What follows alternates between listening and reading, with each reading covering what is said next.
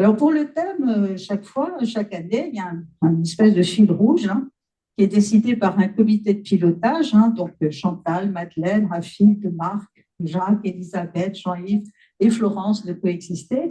Et cette année, on a pensé à la lumière au départ, celle qui réchauffe, celle qui éclaire, celle qui montre le chemin. Et puis on a pensé à la rencontre.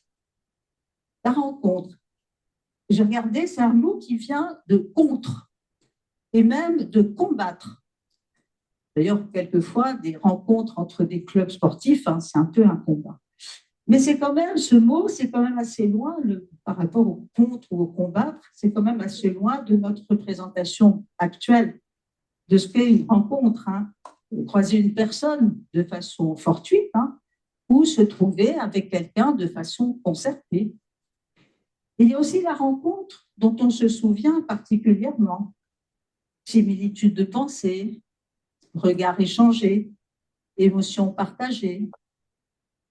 Celle qui a fait dire à un de nos participants lors d'une session, cette fois-là, vraiment, on s'est vraiment rencontrés.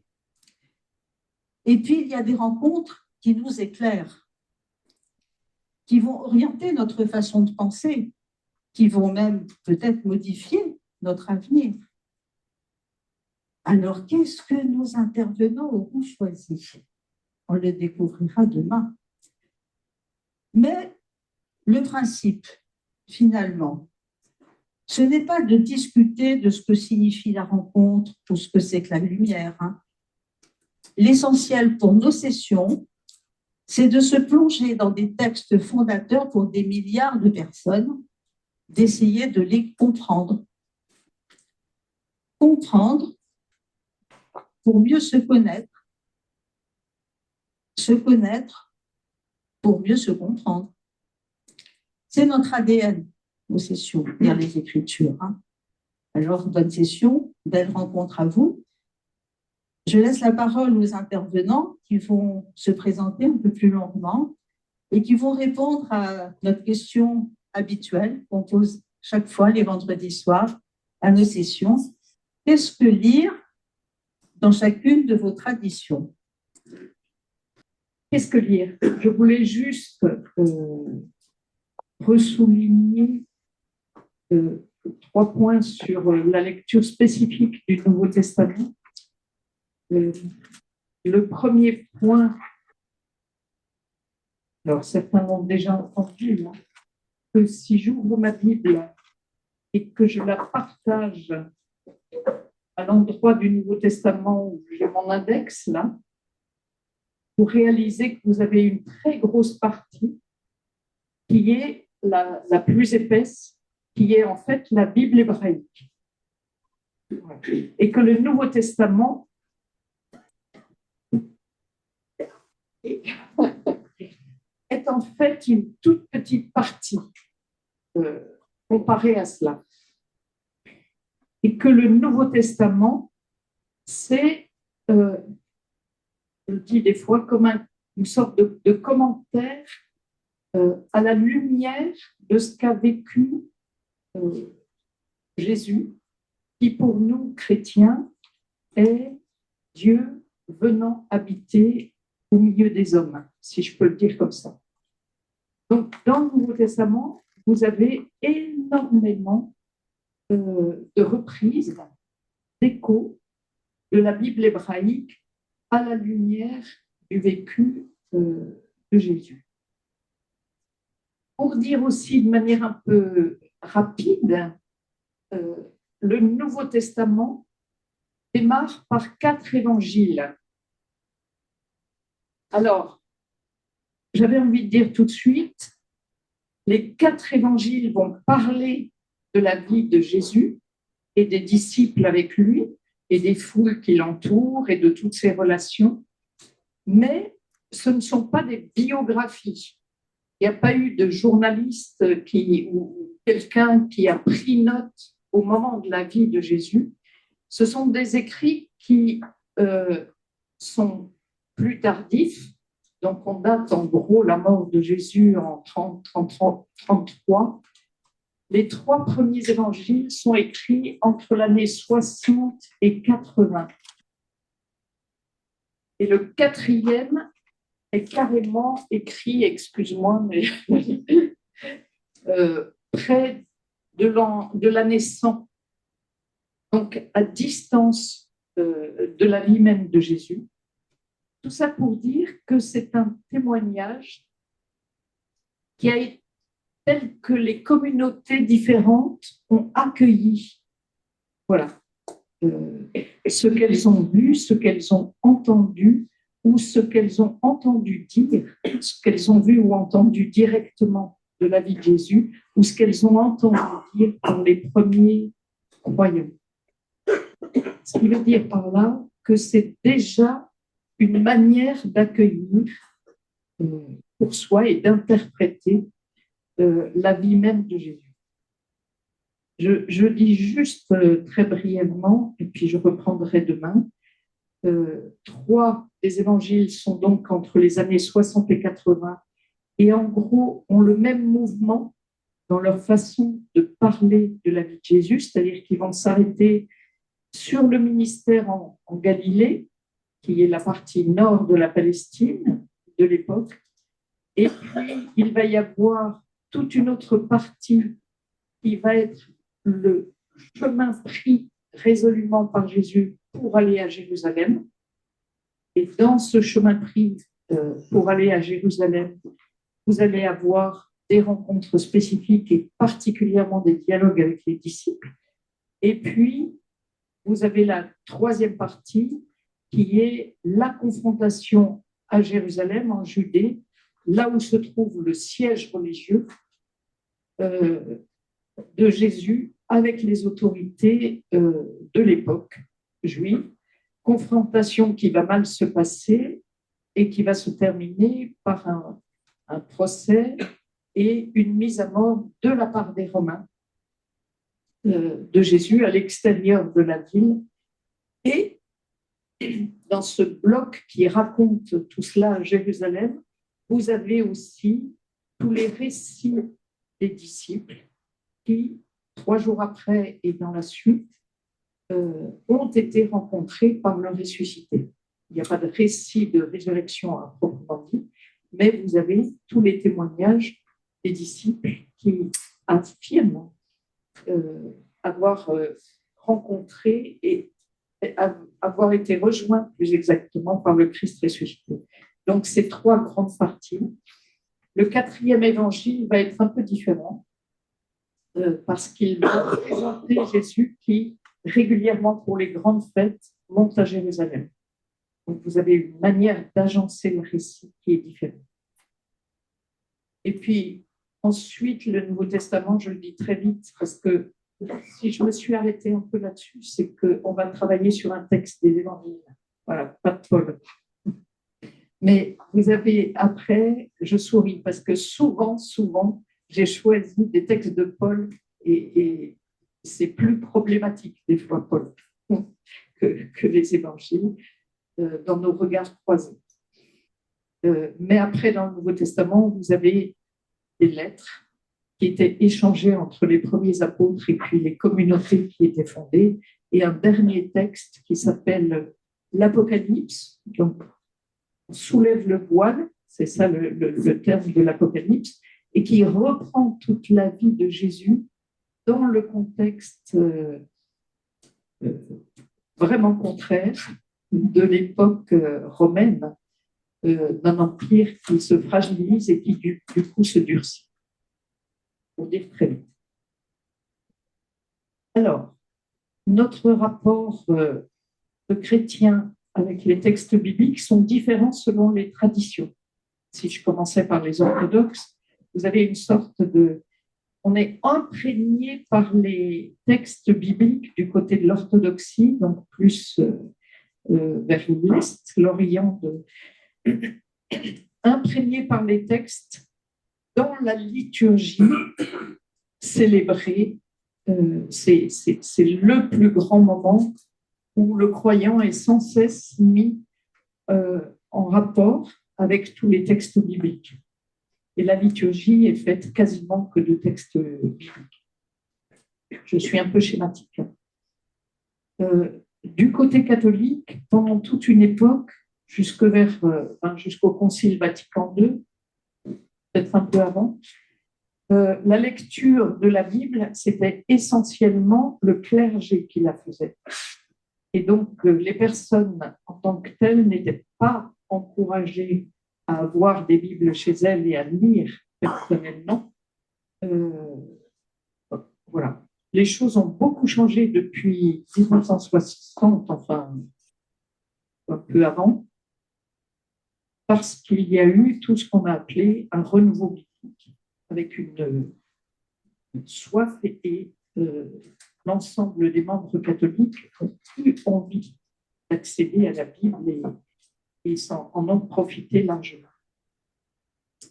Sur ce, et je vais passer au protestantisme, une des grandes différences quand même, c'est que le catéchisme du côté catholique va toujours apporter les textes bibliques aux enfants, mais en même temps, indissociablement de la manière dont on vit en Église. Du côté protestant, la Bible va être radicalement le tronc. Depuis la Réforme, c'est ce qui a fait basculer les catholiques d'alors au XVIe siècle, c'est la lecture de la Bible a amené à une rupture, à s'opposer à une manière de vivre, je vais le dire comme ça, où la hiérarchie avait une emprise très forte sur le peuple chrétien. Et il y a eu une sorte d'émancipation voilà, de ce poids de l'Église. Ce qui fait que, dans notre rapport à l'écriture, entre 7 ans et 12 ans, le démarrage de ce qu'on appelle l'école biblique, voilà. À mon époque, c'était l'école du dimanche. On ne fait que lire les textes bibliques.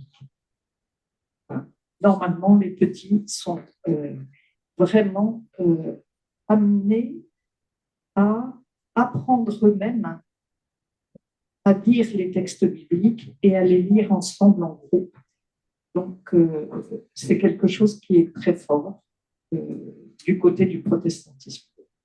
Je vais bientôt m'arrêter. J'aimerais dire une seule chose, et alors je suis désolée Marie-Pierre, que j'avais envie de dire sur là, ce qu'on est en train de faire. On va donc lire les Écritures. C'est quelque chose de très important dès le début, c'est ne pas parler de nos convictions, de nos foi, etc., mais comment nous lisons et apprendre à lire l'écriture des autres. J'ai noté, lire, ce n'est pas comprendre. C'est là où je... Excuse-moi. Ce n'est pas saisir le sens. Parce que quelque part, nos écrits renvoient à quelqu'un qu'on ne peut pas saisir, à Dieu lui-même. Mais, et j'insisterai, et je le redirai demain, lire, c'est d'abord se mettre à l'écoute d'un texte, se mettre à l'écoute dont lui parle, tisse le langage, et c'est d'abord laisser la place à ce que je ne comprends pas. Je me disais, plus je vieillis, plus je réalise que c'est une vérité devant un texte, et particulièrement devant un texte biblique, c'est de me laisser rejoindre en me disant, tiens, je ne pensais pas qu'il parlait comme ça. Et à partir de là, pouvoir me laisser déplacer par le texte, écouter une autre voix que la mienne, et une voix qui me précède, les communautés qui nous ont précédés, et nous le croyons en tant que chrétiens aussi, d'entendre la voix de Dieu lui-même au travers de ses écrits. Donc, nous ne sommes pas là pour comprendre, et nous sommes là pour accueillir justement tout ce qui est un peu contraire à nos habitudes. Moi, je pense que c'est peut-être nécessaire de reprendre la question de qu'est-ce qu'on fait ici, en fait, dans ce cadre de lire les Écritures, c'est que, d'abord, on reste dans le thème des rencontres entre nous, mais on fait des rencontres aussi avec un texte, des textes, plusieurs textes. Ce qui n'est jamais facile. Donc, ces rencontres sont multiples. Il y a autant d'individus que de différentes approches, du fait du vécu de chacun, de ce qu'il est, de sa culture, de sa sensibilité, etc. Et en plus, on a 3 traditions différentes. Bon. Maintenant, je crois qu'il faut revenir, comprendre la genèse de ces textes. Ces textes sont nés, parce qu'on vit dans un monde très différent. On vit dans un monde où vous entrez dans n'importe quelle librairie, votre vie ne suffira pas à finir de lire tous les livres de la librairie. Sans compter les bibliothèques, etc. Donc on est dans un monde où il y a énormément de livres et énormément de tentations de lecture, mais surtout aussi une perte de lecture, parce qu'on est par définition attiré vers d'autres biais, qui sont des vidéos et autres. Et donc, le livre est en train de perdre, pas perdu complètement de sa valeur, heureusement, mais il est quand même un peu mis à mal ces derniers temps. Et donc, on se retrouve face à des textes qui sont des textes d'une toute autre époque. C'est-à-dire que c'est des textes qui sont écrits à un moment où le livre est très rare. Les gens qui savent lire sont rares. Ou passer un certain temps à écouter un texte, voire à l'étudier, ben après tout, qu'est-ce qu'on a d'autre à faire? Il n'y a pas énormément de tentations, enfin, certainement, mais certainement pas du même ordre que ce qui se passe aujourd'hui. Donc, je dis ça pourquoi? Parce qu'il y a une valeur de l'écriture dans un moment où l'écriture, dans des époques où l'écriture est rare et peu accessible. D'accord? Donc, il y a déjà une forme de sacralité, quel que soit le sujet. Alors que pour nous, c'est de la banalité. Et du coup, on n'a pas la même. Vous voyez, il y a une tension entre ce que nous sommes, je dis nous, les modernes, vous voulez employer un terme comme ça qui ne convient peut-être pas, mais contemporain, et le climat dans lequel ces textes ont été écrits. Et ça, je crois que c'est très important. Et quand ils ont été écrits, en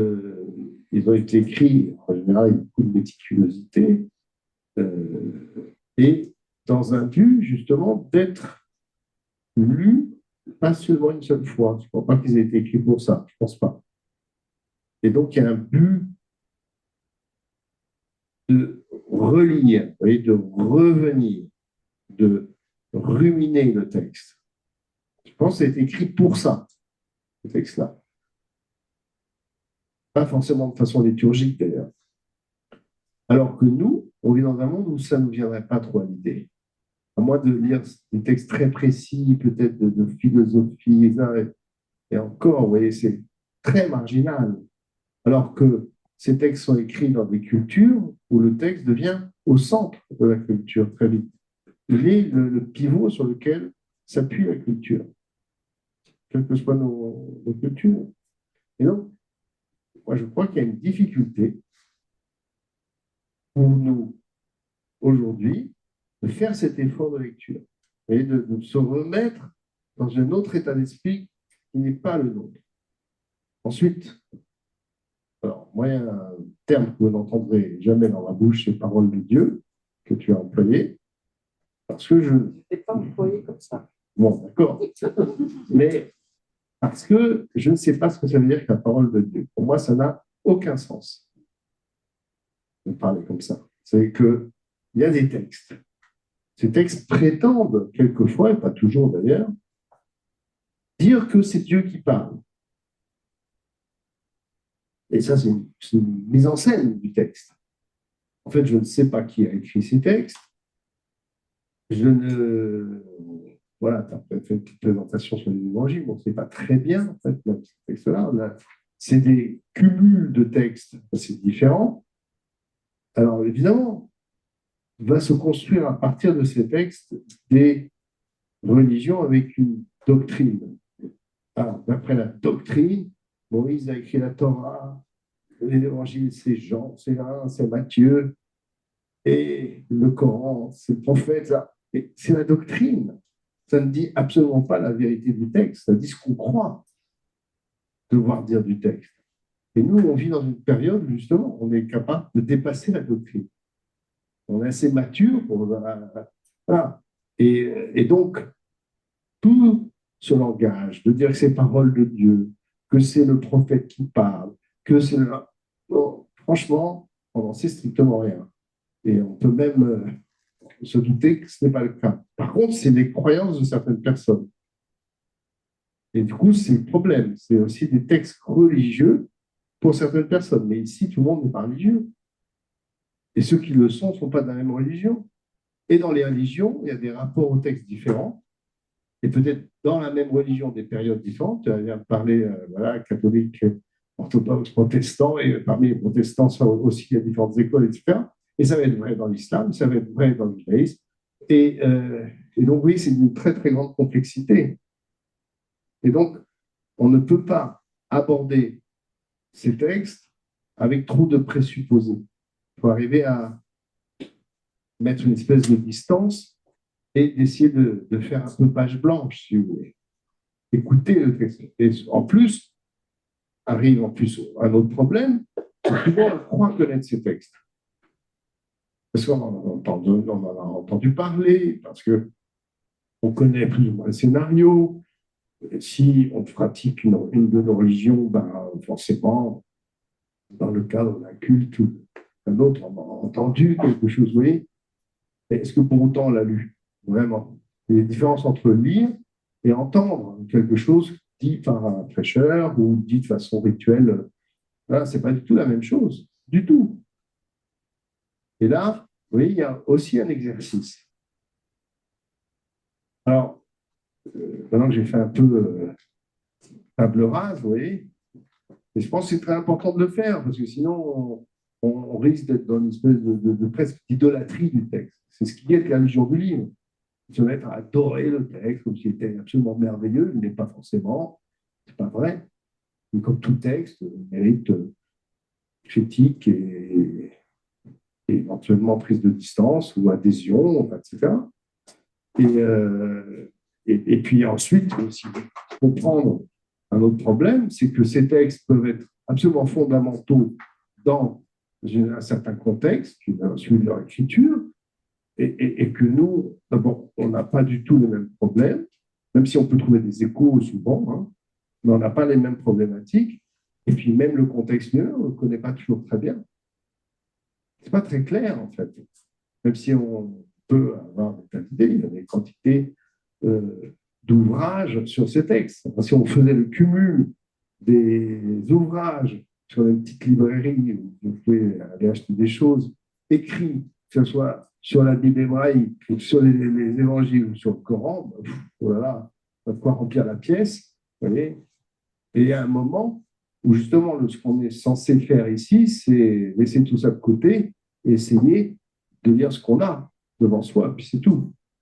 Quel que soit le choix qui a été fait, il y a un choix arbitraire, chacun de nous a choisi un texte, et voilà, c'est ça l'exercice avec l'autre. Ça, c'est un exercice très intéressant. C'est un exercice qui est rare, peu de gens le font. C'est un endroit, moi c'est une des raisons pour laquelle je ne sais plus qui me disait, tu es fidèle, tu reviens. Oui, tu reviens ici depuis des années. C'est vrai, parce que je pense à un endroit rare. Ce n'est pas commun du tout de faire ça. Maintenant, sur la lecture spécifique juive, alors, les juifs sont un peu particuliers, parce que c'est dommage, ils sont très peu nombreux, 15 millions, on a parlé tout à l'heure de milliards, nous on est très peu nombreux. Les, le, les Juifs ont cette particularité qui les met dans une situation un peu différente, pas les Juifs en tant que tels, mais le rapport du judaïsme au texte, c'est qu'en fait, au départ, on ne sait pas pourquoi ils ont écrit le texte. C'est pas clair. Un tout petit peuple qui écrit son histoire, en quelque sorte. Vous voyez, qui fait des recueils de ces différentes choses. C'est très varié, la Bible. Et il fait ça peut-être pour se raconter lui-même, pour renforcer son identité, pour expliquer pourquoi il en est là, et faire, il y a un peu de doctrine, il y a un peu de loi, il y a des récits plus ou moins vraisemblables. Vous voyez, au départ, c'est quelque chose de purement interne, en fait. C'est pas du tout fait pour inonder la planète entière. Ça n'a pas été conçu comme ça, je ne pense pas du tout. Et en même temps, il y a une force qui fait que de ce petit recueil de textes, parce que tu as montré l'épaisseur, c'est vrai que c'est épais, mais bon, c'est pas si épais que ça non plus, hein, et bien va naître le christianisme puis l'islam. C'est pas un petit truc. Mais ça va être, je ne pense pas du tout que c'était écrit pour ça. Or, ça montre une autre dimension du texte, qui est le dépassement du texte. Je peux dire ça d'un auteur totalement profane. Vous voyez que Shakespeare a écrit ses pièces, les plus grandes, les plus connues, pour qu'elles soient jouées dans le monde entier. Vous pouvez aller voir du Shakespeare en japonais, si vous voulez. Une très bonne adaptation de Roi Lear par Kurosawa, au Japon médiéval. Vous voyez, Shakespeare imaginait que lui, il écrivait pour sa troupe. C'est tout. Il écrivait pour gagner sa croûte. Il n'avait aucune idée de ce qu'on en ferait, et qu'on adapterait au cinéma, et puis je ne sais pas quoi. Donc, il faut se méfier de donner ce que c'est devenu, ce qu'un texte est devenu, et on pourrait prendre d'autres exemples, hein, ce qu'il a été au départ. Moi, je pense que c'est très important aussi. Donc, il y a un texte, il dit des choses, il fait dire des choses. Bon, maintenant, qu'est-ce qu'on en fait? Qu'est-ce que ça nous dit? Qu'est-ce qu'on en tire? C'est là où ça devient intéressant, justement, parce que c'est de l'ordre de la rencontre. Bon, maintenant, je reviens, et je vais finir avec ça, juste dire comment le judaïsme lit les textes. D'abord, il y a plusieurs points qui, pour le judaïsme, sont fondamentaux. Il y a la question de la langue. Le judaïsme lit la Bible dans l'hébreu, pas dans les traductions. On considère que la traduction n'a pas du tout la même valeur. Pourquoi? Parce qu'il s'attache à chaque détail du texte, y compris chaque mot, et que quand on traduit, forcément, le traducteur est obligé de faire des choix et qui s'éloignent du point de départ. Et le judaïsme a développé plusieurs modes exégétiques, je ne vais pas vous l'exposer en détail, c'est trop fastidieux, mais entre autres, de s'intéresser à vraiment des détails du texte, y compris quelquefois même le détail d'une forme de lettre, par exemple, ou la réutilisation de la même expression dans différents endroits, qu'on va du coup mettre en rapport, chose qui devient impossible dans une traduction, quasiment impossible. Voir la polysémie d'un mot, d'une expression. Enfin, il y a tout un travail exégétique dans ce sens. Mais à ce moment-là, qu'est-ce que c'est que cette lecture? C'est plus lire le texte tel quel. C'est se servir du texte comme une espèce de matière première pour dire autre chose. Vous voyez, ça devient le texte biblique devient comme une espèce de, si je compare, c'est pas très poétique ce que je veux dire, mais comme une espèce de supermarché, et on se balade là-dedans avec son caddie, on prend, je vais faire ça, tiens, j'ai oublié, il n'y a plus de sucre à la maison, que je fasse ça, j'ai l'intention de faire une soupe de machin, tiens, va au rayon, machin, me chercher ça. C'est un peu ce que font les rabbins. Hein. Donc, Et on remplit son caddie et on va faire la cuisine ensuite avec ça. Vous voyez, donc, le texte devient autre chose. Et à la rigueur, le texte tel quel, on s'en occuperait plus. Ça veut pas dire qu'on s'en occupe jamais, mais vous voyez, on va décoller vers autre chose. Et ensuite, le judaïsme a développé énormément, ça c'est massif, très peu connu du grand public, c'est ce que les Juifs appellent Torah Sheba'al Peh, c'est-à-dire la loi orale ou l'enseignement oral. C'est-à-dire que ce n'est pas la Bible, ce n'est pas écrit, c'est tout à fait autre chose. Et ça, c'est des milliers de pages, parce que ça finit par être compilé. Et donc, c'est toute une tradition exégétique très compliquée, tout à fait intéressante, hein. Ça dépend des passages évidemment, mais du coup, dans le judaïsme, le texte lui-même est lu à la lumière de cette tradition. Oui. Donc, du coup, il y a le texte, et puis il y a un sous-texte. C'est comme si, je vois pour rien que c'est des juifs qui ont inventé la psychanalyse, c'est comme s'il y avait un inconscient derrière. Il faut faire ressurgir. C'est ou de la partie cachée de l'iceberg. Donc, la Bible, c'est la partie visible de l'iceberg. Donc, c'est un tout petit morceau, en fait. Il y a la lumière. Il y a tout un tas d'autres choses. Et pour le judaïsme, c'est comme ça que ça se passe. Donc, ça devient de plus en plus compliqué. Et ensuite, dans la tradition juive, il y a une idée que le texte lui-même doit être entendu. Il y aurait une valeur dans l'écoute. Du coup, le centre de la liturgie juive, c'est de lire le texte. C'est de lire les Écritures. C'est vraiment... Sauf que, petit problème, on lit le texte, les gens écoutent, souvent ne comprennent pas grand-chose, c'est un problème de langue, justement, et on ne prend pas forcément le temps de le travailler, parce que dans la liturgie, on n'a pas le temps de le faire. On fait un peu de commentaires, ça, mais c'est bref. Et donc, ça ne suffit pas. Et pour le judaïsme, de point de vue doctrinal, ça veut dire que c'est mis en pratique en permanence. Le premier des commandements, le plus important des commandements, c'est l'étude. Et là, l'étude, ce n'est pas du tout dans la liturgie, c'est de prendre le texte, de faire ce qu'on va faire, on va essayer de faire, c'est de vraiment de prendre le temps, de réfléchir. Et si on a fait en 2 heures, en 3 heures, en une journée, un tout petit morceau, c'est pas grave. Ce n'est pas la performance qui compte, c'est l'approfondissement, c'est ce qu'on en fait, c'est ce qu'on en tire, etc. Et ça, c'est non-stop, quoi. Et sans but d'ailleurs, ce n'est pas une connaissance au sens propre, c'est plus un exercice spirituel. Et c'est ce qui se passe dans une académie talmudique, c'est ce qu'on essaye de faire. Dans des cours, il y en a beaucoup en tant que judaïsme. Voilà, grosso modo, il y a des tas d'autres choses à dire, mais je vais pas être trop long. Bonsoir. Qu'est-ce que lire dans l'islam? Qu'est-ce que lire pour des musulmans?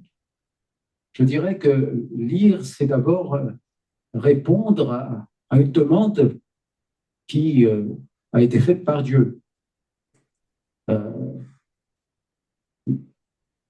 Le texte du Coran est, pour les musulmans, dicté à un homme, le prophète Mohammed, Mahomet, on dit avec des formations du mot, parce que le mot est passé par le turc ottoman. Donc, un homme, le prophète Mohammed, qui n'est pas, pour les musulmans, l'auteur du Coran, mais celui qui a reçu la dictée divine. C'est le seul miracle dont les musulmans se revendiquent.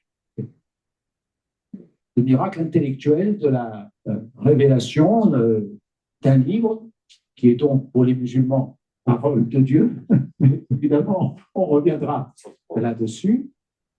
Dans une langue qui était parlée par une communauté humaine à cette époque, l'arabe, avec toute la culture que cet arabe peut véhiculer, y compris les emprunts à d'autres cultures et à d'autres langues, et en particulier aux cultures et aux langues du bassin méditerranéen.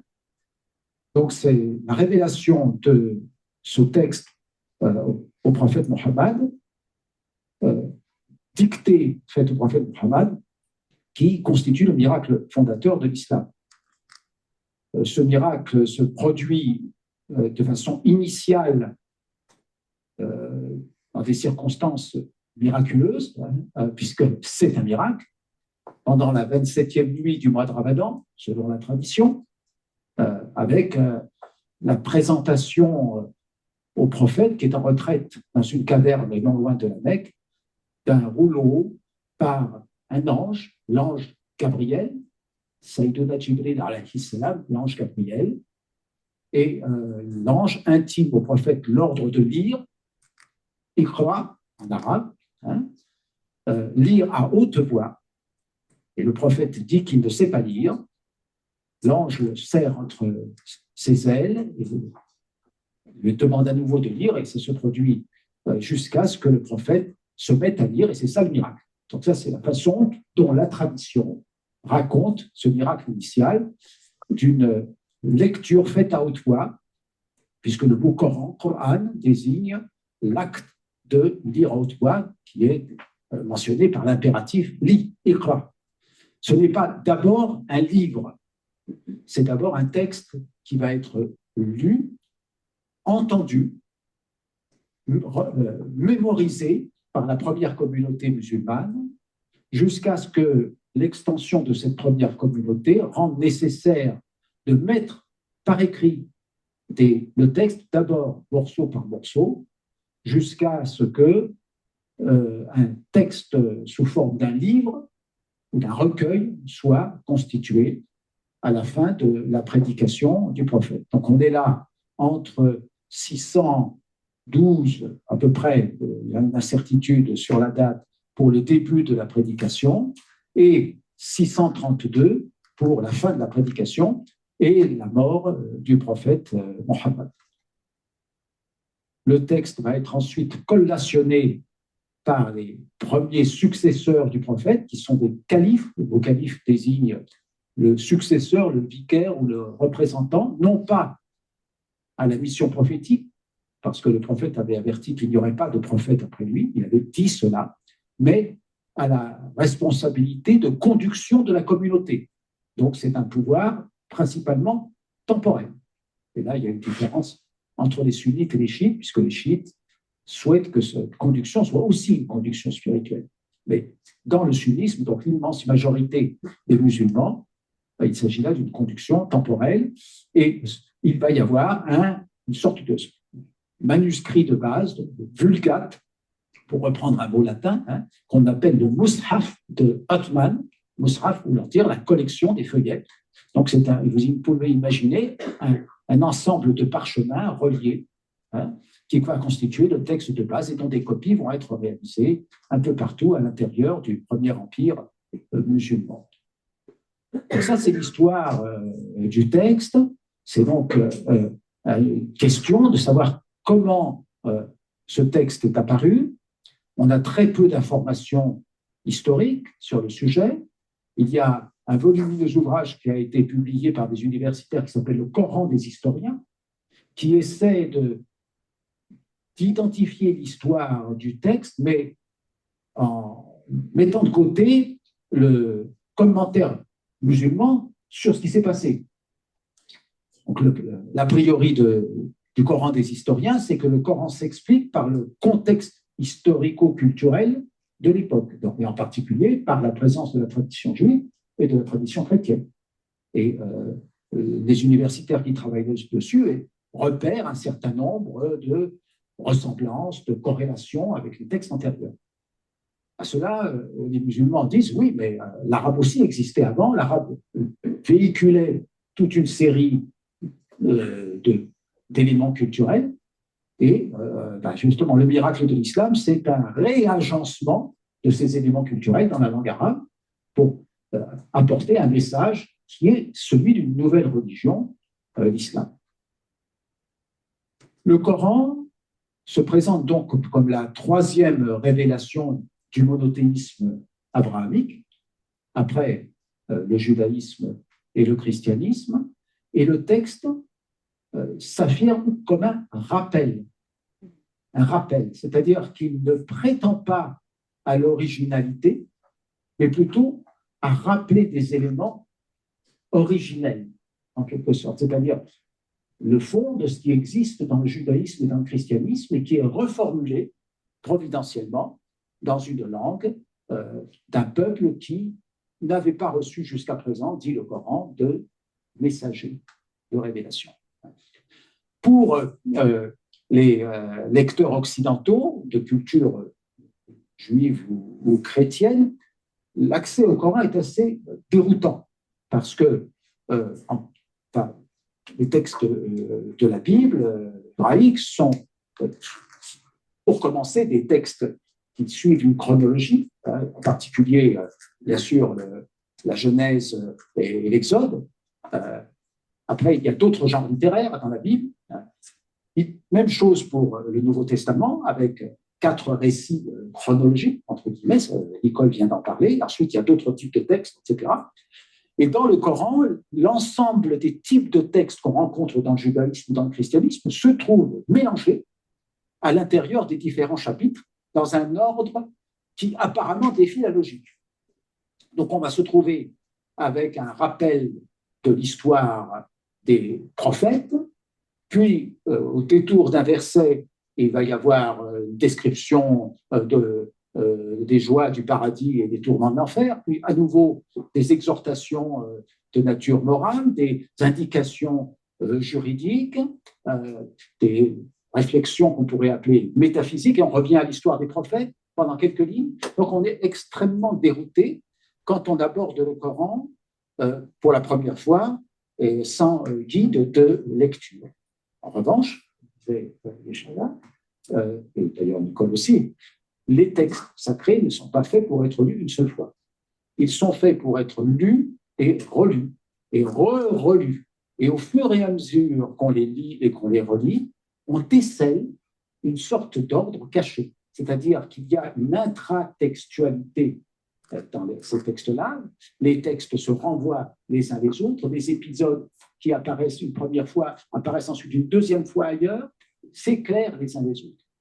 Et ça, c'est vraiment le travail de lecture et de méditation qui est indispensable. Donc, formellement, il y a ces 114 sourates, qu'on pourrait appeler des chapitres, mais ce ne sont pas des chapitres thématiques. Les titres des sourates sont des mots qui apparaissent dans le texte de chaque sourate, souvent ce qu'on appelle des apax, c'est-à-dire des mots qui apparaissent une seule fois dans le texte et qui sont en quelque sorte la caractéristique ou la signature de chaque sourate. Mais ce n'est pas nécessairement cela. Les sourates sont ensuite divisées en versets. Ces versets peuvent être extrêmement courts, un mot, 2 mots, ou au contraire représenter tout un développement avec une phrase assez longue. D'ailleurs, on traduit en plusieurs phrases. Alors, donc on a cet aspect tout à fait déroutant, que Jacques Berck appelait les entrelacs du Coran. Iltifada en arabe, les entrelacs du Coran, le fait que le Coran mélange les différents genres littéraires qui se trouvent dans les révélations antérieures.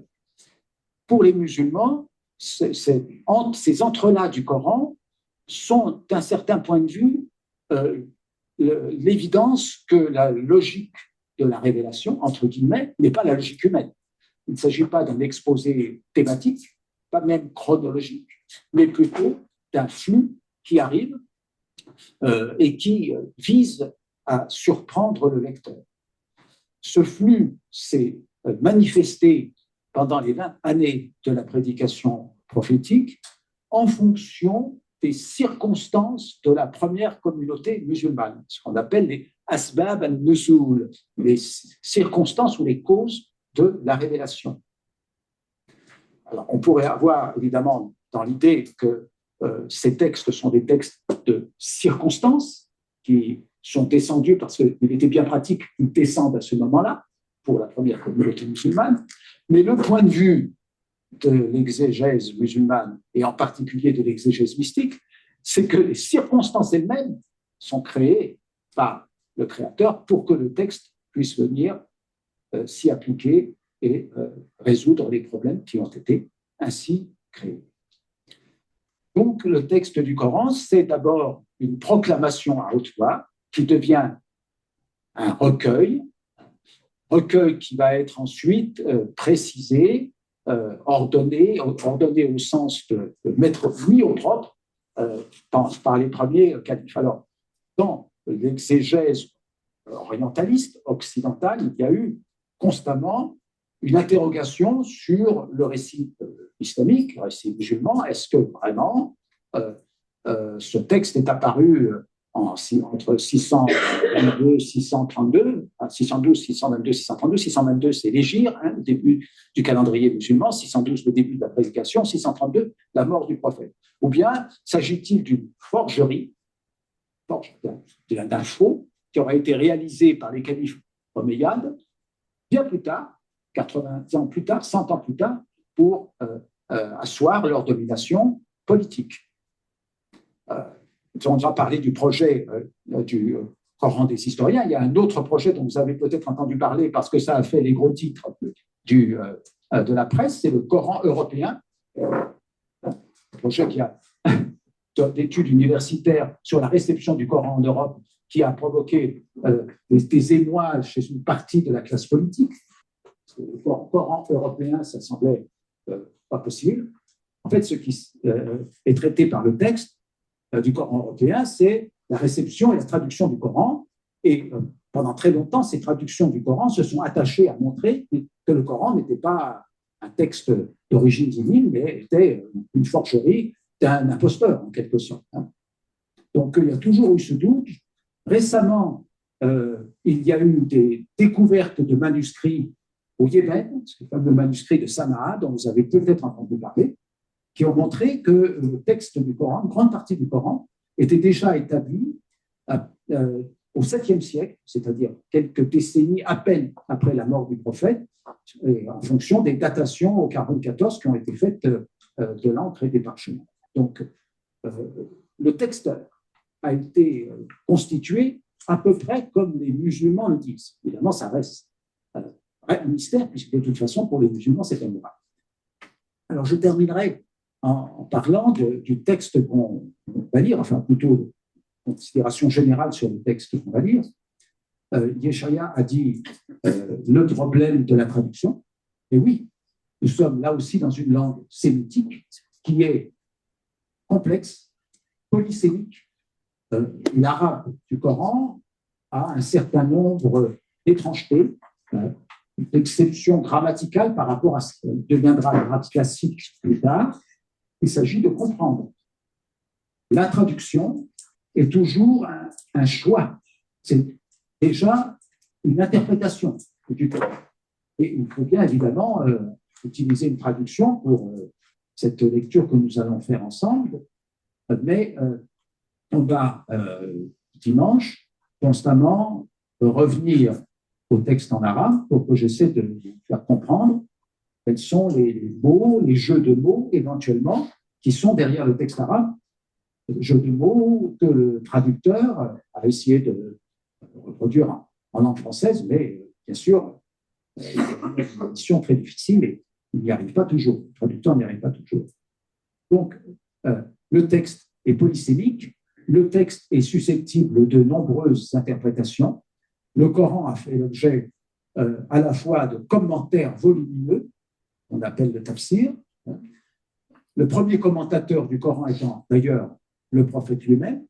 Et à côté du Coran se trouve une autre source de la doctrine musulmane qui est la tradition prophétique qu'on appelle la sunna, l'ensemble des dires, silences, actions, commentaires du prophète pendant l'ensemble de sa vie, en particulier pendant la période de la prophétie. Donc il y a un volumineux corpus de commentaires, et il y a aussi, en particulier dans la tradition mystique de l'islam, une herméneutique coranique qui consiste à essayer de comprendre le texte comme un outil de transformation intérieure. sachant qu'il y a une tradition qui dit que chaque verset a à la fois un dos et un ventre, c'est-à-dire un aspect extérieur et un aspect intérieur, une limite, c'est-à-dire ce qu'on en fait du point de vue de l'action, et une place d'ascension, c'est-à-dire une dimension qu'on appelle anagogique, hein, c'est-à-dire qui conduit vers le haut, qui nous élève. Et effectivement, j'ai bien aimé, Nicole, ce que vous avez dit, et ce qu'a dit Chaya aussi. Général, les musulmans qui interviennent à la fin d'une session, après les juifs et les chrétiens, disent je suis d'accord avec tout ce qui a été dit précédemment, parce que nous sommes dans le rappel, voilà, nous sommes d'accord. Hein. Le texte n'est pas là pour être éclairé, c'est lui qui nous éclaire. C'est lui qui nous éclaire, et d'ailleurs, les musulmans disent il faut le lire et on ne comprend pas tout, bien sûr qu'on ne comprend pas tout. Et plus on le lit, plus éventuellement il nous éclaire et certains aspects apparaissent. Parfois, après 10 ans, 20 ans, 30 ans de lecture, on dit mais c'est ça, ça veut dire ça aussi. Donc, c'est un texte qui est fait pour être pratiqué et il faut s'ouvrir au texte. Vraiment, c'est le texte en arabe qui a cette fonction-là parce qu'il y a une beauté linguistique que seuls les arabophones, évidemment, peuvent apprécier, mais que vous avez peut-être l'entendre si vous avez voyagé dans différents pays musulmans, au Maroc par exemple, là, eh bien, on entend parfois la récitation coranique et c'est quelque chose qui est d'abord extrêmement codifié et du point de vue des règles et très très beau du point de vue des harmonies et des vibrations en quelque sorte. Un mot qu'on aime bien dans le monde moderne, les vibrations que cela suscite. Voilà, je vais m'arrêter là. Donc, effectivement, les rencontres qui nous éclaire. Le texte que je vous proposerai à la lecture est une rencontre qui a éclairé, en principe, une des personnes qui a fait la rencontre, mais c'est un texte assez mystérieux. Et j'ai choisi ce texte aussi pour vous montrer que dans le Coran, il n'y a pas que des principes de la loi religieuse de l'islam, de la charia, c'est un mot qui fait un peu peur. Hein.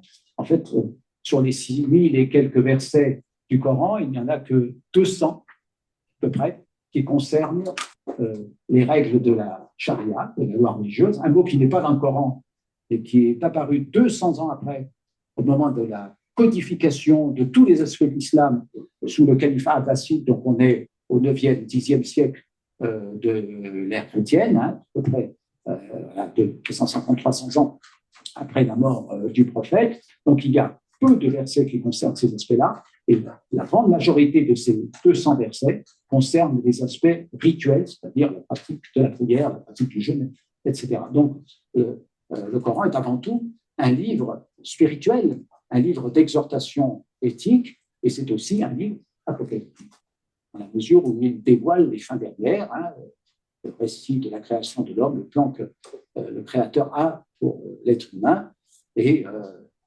toute l'eschatologie à venir, avec la description de l'autre monde, description d'ailleurs, on soupçonne qu'elle a inspiré aussi toute l'imagerie qui se trouve en Occident à partir du Moyen-Âge, dans la mesure où les textes chrétiens sont pas très explicites sur ce qui se passe dans notre monde, alors que les textes du Coran le sont. Il faut beaucoup d'images. Donc, il y a un fameux ouvrage qui a été publié par un prêtre qui s'appelle Amigalasim Palacios, au début du XXe siècle, qui reprend des éléments de l'iconographie musulmane sur l'autre monde et qui montre à quel point ça a pu influencer, par exemple, un auteur aussi central de la pensée culturelle occidentale que Dante Alighieri dans la Divine Comédie. Je vais m'arrêter là et donc on verra ce texte ensemble dimanche.